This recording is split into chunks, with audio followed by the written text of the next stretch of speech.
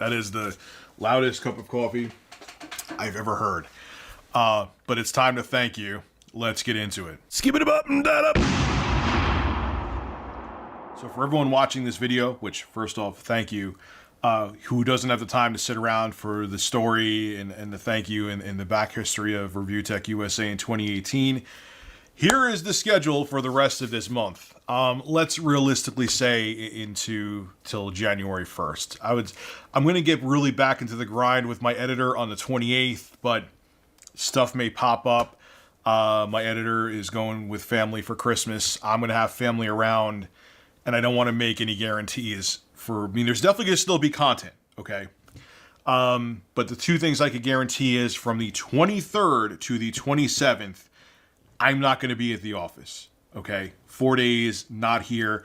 If you see videos, that's because we pre-schedule them and they're being uploaded to kind of fill in the dead air, but I'm not going to be here.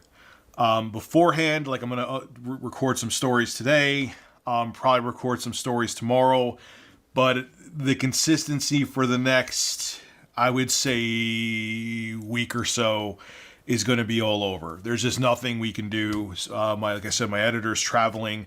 I have family coming in. There's other things I want to do. I want to set up a remote filming setup at my home. I've been threatening to do this for like the past 3 months. I just haven't had time to. And I want to take a day out or a couple days out to do that because I live in a very cold area in New York. The bad weather is coming, and there are going to be times I simply can't get to this office, and I don't want to start missing days due to weather. And if I don't set up a secondary satellite setup at my house to record, that's definitely going to happen. So that's something else I want to focus on too. You know, family, Christmas, and getting that going. So just want to let you know. So there will be content. There's going to be content today. There may even be a couple videos over that from the 23rd to the 27th when I'm not at the office, but those are going to be scheduled videos, and the schedule till I would say January 1st is going to be flaky. I think people can understand that. I already know YouTubers that are already off on break for the rest of the month, which it's kind of a long gap, but okay. You know, I mean, hey, like I said, family first. If they have to travel somewhere and they're going to be gone for 2 weeks, I would do the same thing. So anyway, this is a video that I owed you guys over 62,000 subscribers ago. Is a huge thank you. There was a time even a few months ago where my channel was just at like mid 600,000 subscribers and it just stayed there. And all of a sudden, you know, I'm working with some people now. We're getting things more consistent on this channel, as all of you have very well noticed. And I have had the best growth on YouTube I've ever had, period. I've never seen my channel grow like this. And to everyone who supported me throughout the years, and to everyone who is a new subscriber, thank you. You know, I've been doing this for a very long time, and to see this reinvigorated interest in my channel to me is very humbling, because especially in the genre that I am in on YouTube, it's a niche market, but it's very crowded with content creators. And the fact that people still find me interesting enough to watch and subscribe and support is unreal. And I can't thank you enough. Now, let's go into the backstory time. Why this has been such an important year for me and for Review Tech USA. Is the office that I'm in now, I got in late 2017. So I kind of count it as I started really doing this office thing in 2018. And 2018 wasn't off to a good start, man. Besides the fact there was absolutely awful weather and there was blizzards and I couldn't get here.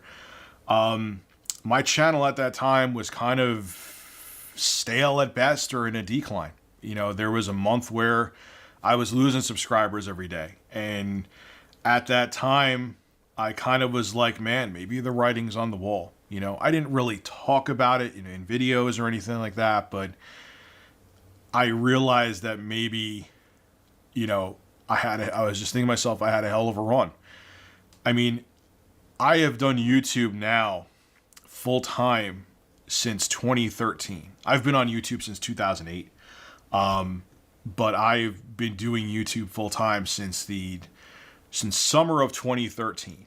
It was right around the same time when Microsoft announced the Xbox One, Sony, and revealed the PS4. And that's when I've been doing this YouTube thing full time. And I thought when I started to see things go on a decline in early 2018, I'm like, man, I had a hell of a run. I've been almost doing this 5 years full time, and there's some people who can't even do this a year full time on YouTube. Maybe it's time to say it's time to move on and do something different. I remember talking to my fiance about it and saying, hey, the writing is on the wall. You know, I could probably do this for another year and a half, but eventually the traction's just not gonna be there. But it was weird because things did turn around even before I made some choices and brought some people on, and I brought on a team of people. I kind of hunkered down. I created some interesting content, and things started to make an about face. I mean, it wasn't like I wasn't seeing the explosion in growth like I am now. When the whole Bully Hunters fiasco happened, that was when saw someone walking outside my office door. But anyway, that's when things started to turn around for the better. That video did extremely well. I started to see sub growth again, and I was like, okay, maybe I was being melodramatic, and I was looking too deep into it. Because look, man, sub growth comes and goes. It does. It comes and grows. When it happens when you have, sub contraction for a while, which no matter how big your channel is, you will go through that from time to time. It gets a little scary. That's maybe why I started thinking maybe it's time to, step away from YouTube. Maybe I've been doing it too long. But I love what I do here, and I'm glad that wasn't the case. And seeing that Bully Hunters video turn things around like that was awesome. And I was very appreciative of that. A lot of people come and ask me for advice with YouTube, and there's one piece of advice that's solid that I'm going to give you that's actually a good piece of business advice. I hate using that word business with me. It's like, oh, I'm a businessman. It's weird. But I will say this, I tripped into this, okay? I had no secret plan that made it work. I didn't have any tricks with the algorithm back in the day that made my channel grow to the point I could, financially sustain myself. If I could say sustain. I just tripped into this and got very lucky. I started YouTube. Technically, I uploaded my first video in 2007, which was just a test of a Dazzle capture card. That's how long we're going back, when Dazzle capture cards were relevant. But I started YouTube in 2008, when I started actually uploading content, because I was newly single and bored.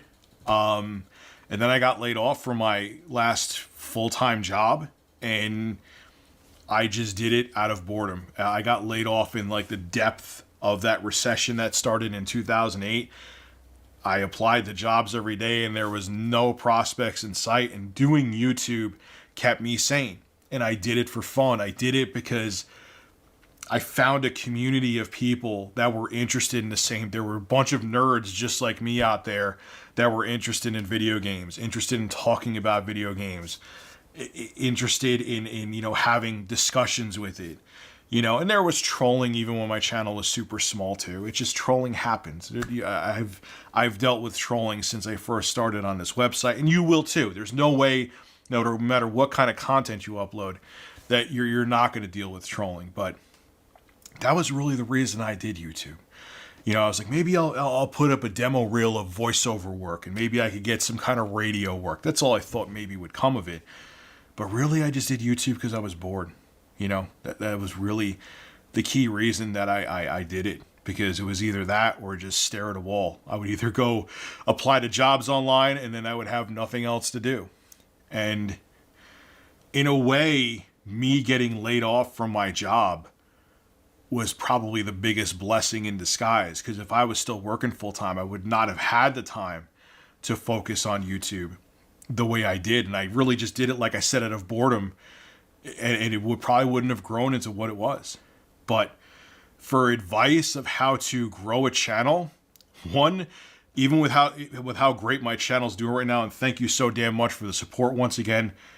There's channels out there that, started like 2 years ago and have already surpassed me in subscribers. Those are the guys you want to ask. And secondly, I don't know. I have no idea. I'm just me. I talk to a camera. Sometimes I flip-flop back to gameplay, which, my editor needs actual real video footage. It's more efficient, so that ain't going to happen anytime soon. And I just like talking about stuff I'm interested in. And it worked. I don't know why it worked. I don't know how it worked, but it did. I wish I could give you some secret algorithm advice, but I don't know any of it. I'm just very lucky and I'm very thankful. That's all I can say. Now, is there a piece of advice that I could give? That even if you're a content creator that's my size or hell, maybe even bigger, okay? Is there any advice that I could give that you could follow that would help your channel? Yes. Don't stick to the status quo because it's comfortable. I should have hired an editor probably in 2016, maybe even 2015, okay? But I was stubborn and I didn't. Well, it's a mixture of being stubborn and also too, here's the thing. I know a bunch of great people that are cinematographers and filmmakers and so on and so forth, and they're very talented. But some of those very talented people actually do filmmaking for a living. And they have zero time to actually edit videos for me on a daily basis.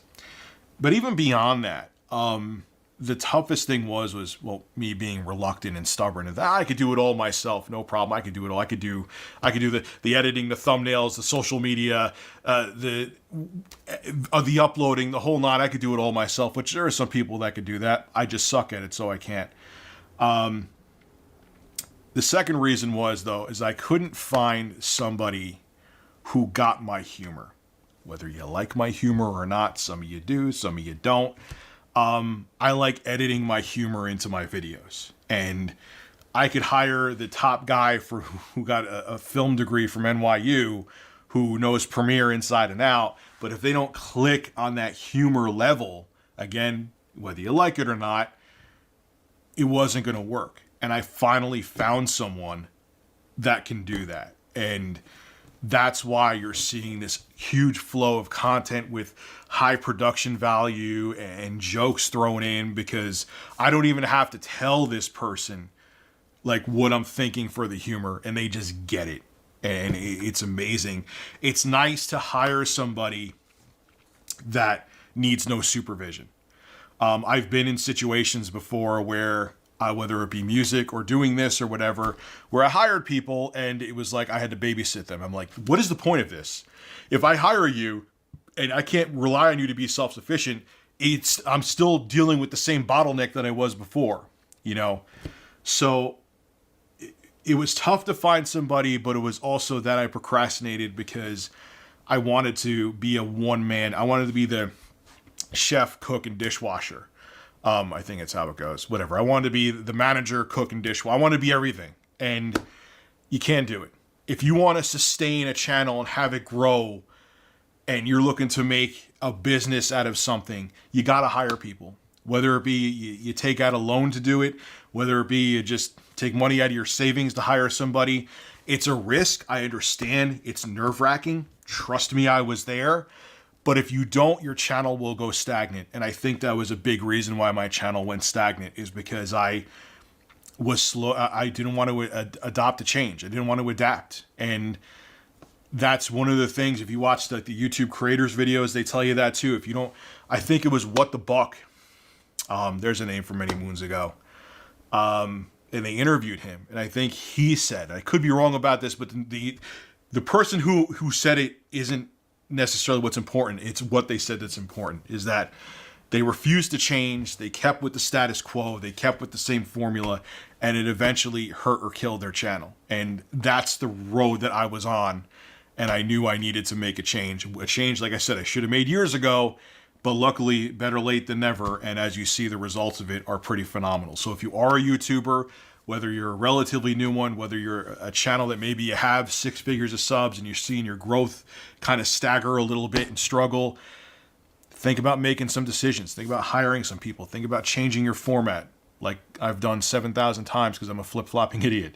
Think about doing something. Think about changing something up, because if you're not seeing growth, what you're doing now obviously isn't working. I've been in that boat, I understand. So trying something new can't hurt if what you're doing now isn't working anyway. You're better off taking risks than trying to be safe and watching your channel fail. So to all of my subscribers out there, whether you're new, whether you've been around for years, thank you so much. Thank you for giving me reinvigorated hope in what I do. And I hope all of you have a very Merry Christmas and Happy New Year, and eat a lot of food and enjoy the holidays with your friends and family, because that's what we're going to do too. This is Rich of Review Tech USA signing out. Have a good one. And I'm probably going to play some Castlevania. Got some games here. May even play this one. I've personally never beat Simon's Quest, but I have beat this. And the Angry Video Game Nerd hasn't. Got you on something, James, huh? Maybe I'll have Macaulay Culkin on my show, too. How about that? Probably not. Just saying, though. Hey, congratulations! If you made it to the end of the video, you should subscribe to Review Tech USA so you can hear me blabber on some more. Also, too, starting this month, I will be live streaming solely on Twitch. I'll have a link to my Twitch channel below in the description. And last but not least, make sure you click that like button. It helps out the show big time. See you guys in the next video.